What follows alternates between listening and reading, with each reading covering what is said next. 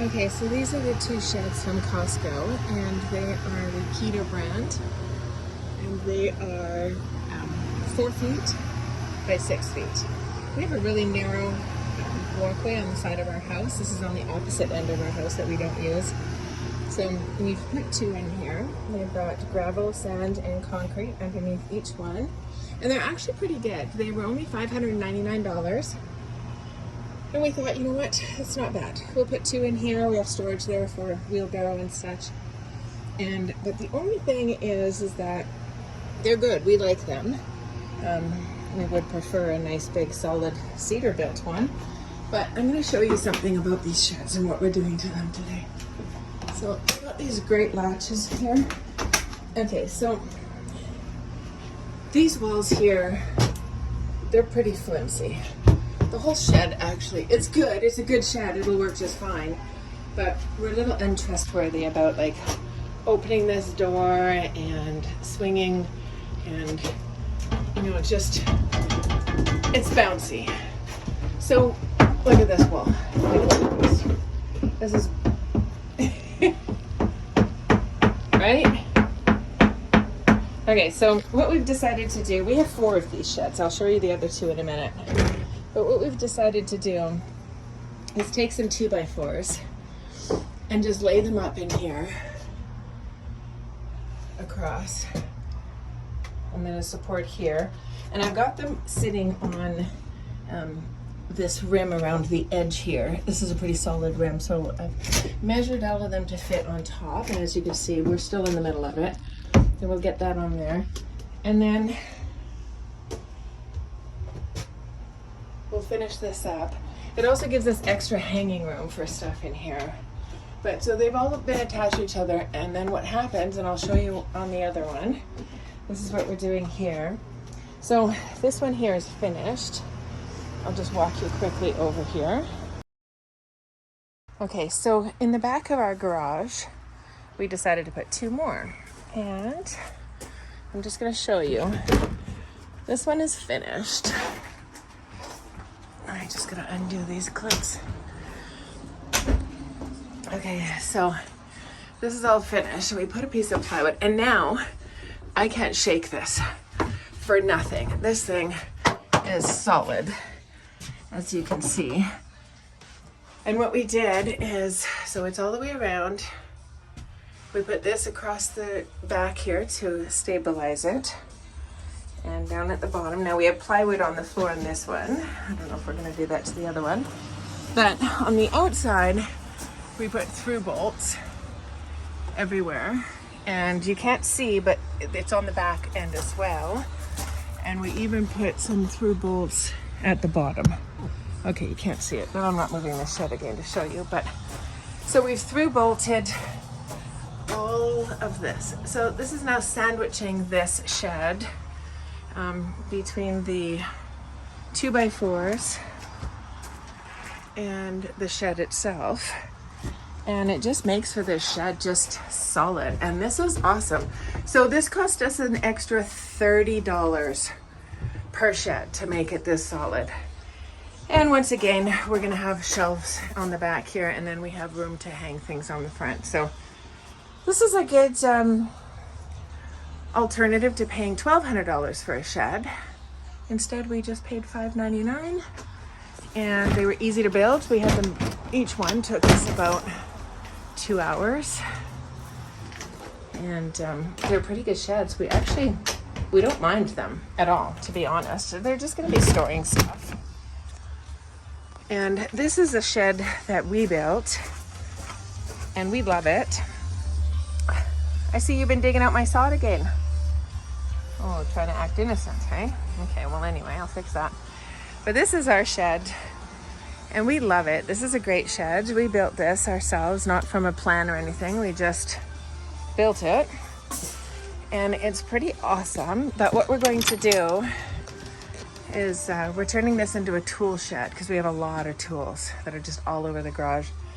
So all of this is going to go into the 2 sheds on the side of the house. And then the stuff from the garage we're going to put into this shed. And that's where we're at. So If you want to buy one of these sheds from Costco, I highly recommend that you do some modifications.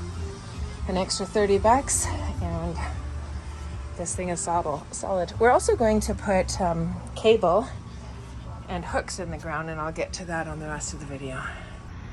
Okay, so here are the washers that we're using and the screws to suck them in, and then I'm using just some, let me turn it so we can see what this is. What am I using? 30-minute water ready. Rain ready in 30 minutes. 100% waterproof, shrink and crack proof. Anyway, this is it, and we're using black. And I am putting them on each screw hole. And then my lovely assistant here is screwing them all in. And I'll just show you what we're doing.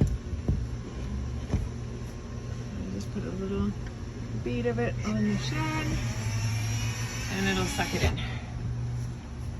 Here we go. Suck it in.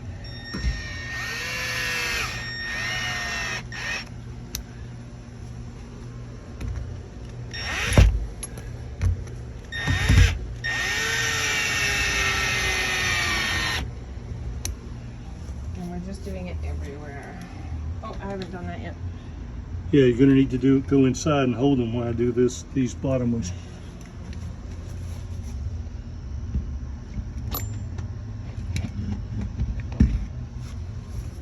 Which one, the back corner first? Yeah. Okay, so for this exact shed, to make sure we don't go through the walls, to get all of these in here, which we're doing everywhere. Right now we're doing the backs and we'll do the bottom. We are using these flat washers. They're 1/4 and they're nice and wide. And then we're using these 8x2 wood screws. Probably should use outside screws, but this is what we had and this is what fit. And then they're galvanized. They're galvanized, so they'll be fine. Anyway, and they fit just fine. Yeah, they'll be fine. They'll be fine. And we're just sucking in everything to be attached. As you can see, oh, that's just me. Okay, so we've got these. And we put them into the ground.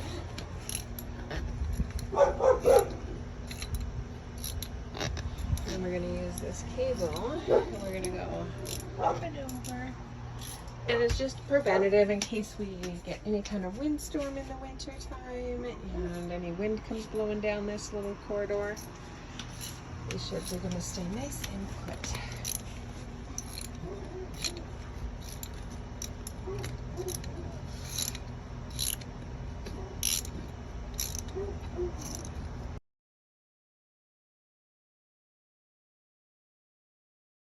How do I clamp it? Just like this, right? Yeah.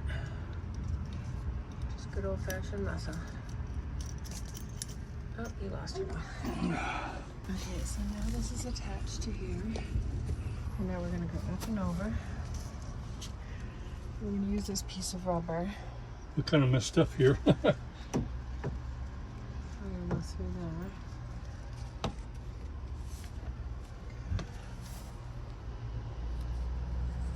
Keep going over to that side. Give us a minute here. This little, yeah, there we go. So this piece of rubber is just simply to protect it so it doesn't tear into the shed itself. And we're going to leave it just slightly overhang like that. You good? Yeah.